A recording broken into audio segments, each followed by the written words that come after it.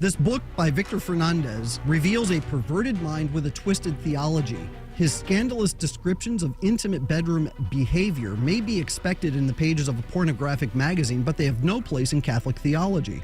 Michael Hichborn is on the team, speaking of which. He's got a brand new report out over at the Lepanto website, lepantoin.org. Vatican's chief guardian of doctrine wrote pornographic, blasphemous book, and boy, was it ever. We all thought the kissing book was bad. I argue this was worse. Don't you agree? I completely agree, because what this book reveals... Now, many people are focusing on the graphic content element, which is one thing. But the other layer to it, this book actually reveals a very shallow and perverse theological mind.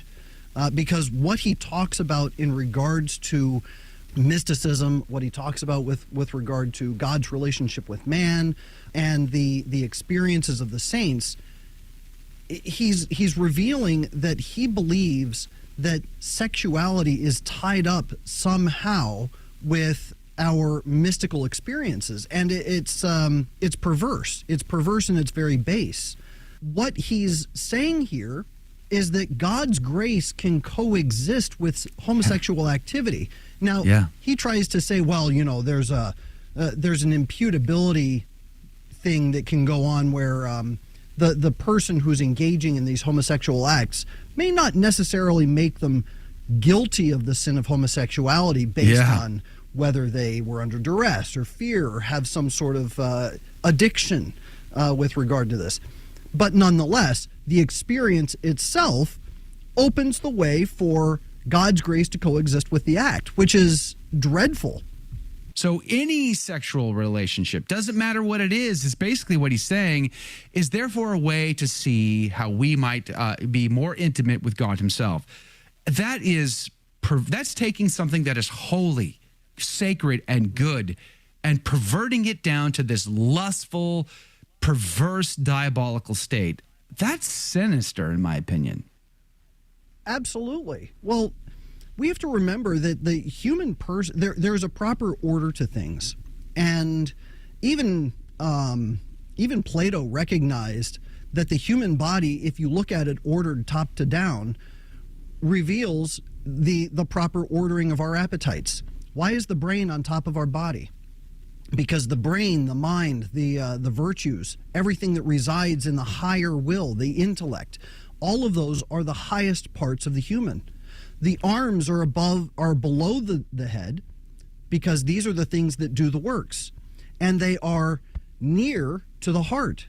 Okay, the heart is what pumps the blood, but it's also what drives the body. It's it's not an appetitive thing, but it's a form of understanding, and it's to develop virtue, right? So the heart is where you develop virtue. Below that is the belly, and then below that are the genitals and the bowels. So the proper order of the human person from top to down shows the highest things up here and the lowest things down there. And you can draw your own conclusion as to what those lowest things are. But when you start equating what's up here with what's down there, then you've completely upended the human person and his relationship with God. But that's exactly what Tucho Fernandez does.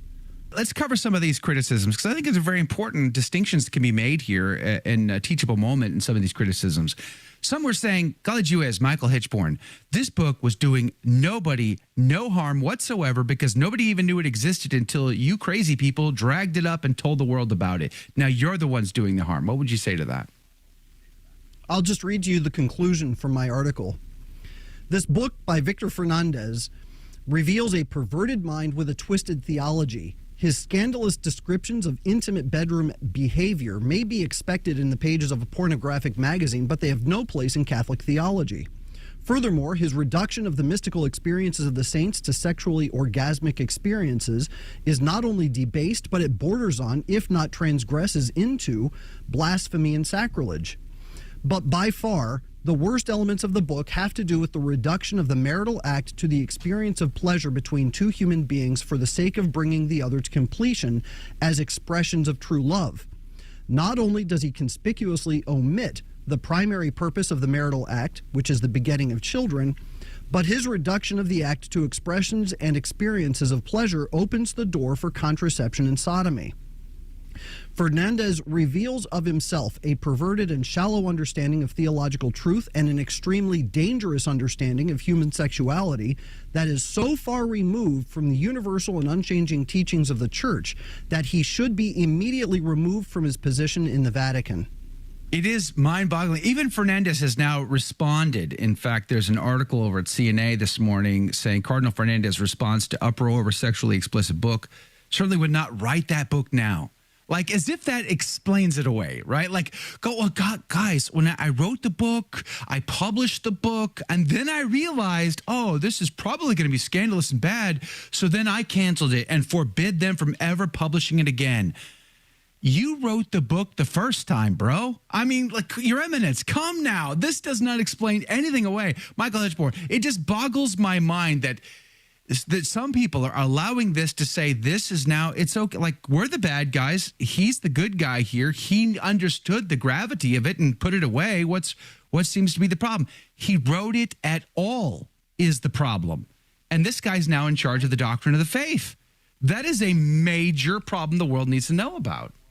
It's not like this is some sort of errant tweet that he put out on Facebook and then realized, gosh, I probably shouldn't have written that. You know, when you write a book, it takes months. It takes months. It takes a lot of reading, a lot of hard study. There's a whole section in the book where he compares an episode within the life of St. Clare, where she's being observed for canonization. It's part of the acts of her canonization. And he calls it an erotic episode in her life. But when you read what happened, it's clearly not an erotic episode, had nothing to do with eroticism, had everything to do with, and I don't really want to read it because it'll put images in people's minds. Gross. But it wasn't gross. But you have to read it within the proper context. You have to understand what the mystical experience was to really grasp what she's talking about. And it had nothing to do with sexuality, had nothing to do with being sensual at all. But what I consider gross is Fernandez's description of it. He basically perverting that ecstasy into something sexual. I think that's gross. Right. Well, and let's take it a step further. Fernandez says, I certainly wouldn't write this book now. Well, ... because it would have hindered my career. It would have exposed me for who I am. And gosh, it would be embarrassing for me in this top position that I'm in. You can't go back and retroactively say, oh gosh, I never would do that now. And this is, there's a reason why I put it to bed. You put it to bed because you wanted to build for yourself a better reputation. And somebody told you, gosh, maybe this isn't such a good idea to have out there. This is not something that was just an incidental, haphazard thing. He was active in trying to get this thing put out of existence. There's a portion in the book, and again, it's graphic and it's gross, but he even cited some 15th or 16th century mystic, I think, an Egyptian mystic, a Muslim, and a Muslim, yeah, as having said something about. I want to use euphemisms because I really don't want to quote it. It's pretty hardcore. Yeah. It talks about the male member and its actions during intercourse and relates it to something spiritual. It's awful. You can't do this and not have a perverse mind. It's just not possible. But I don't know what else to say. I did actually translate the 4th, 5th, and 6th chapters, and I read through them. And what he does, he gradually draws the reader through this progression. And it's very deliberate, and it's very soothing. It's just very subtle at first. And some of what he wrote in the opening chapters sounds pretty good, and it sounds pretty theologically solid. Except that what he just hints at the sexualization of certain things with regard to man's relationship with God, because he cites the Song of Solomon, and he cites the bridegroom and the bride, and he uses the bedroom analogies that come through Scripture, which that's fine because God made those analogies.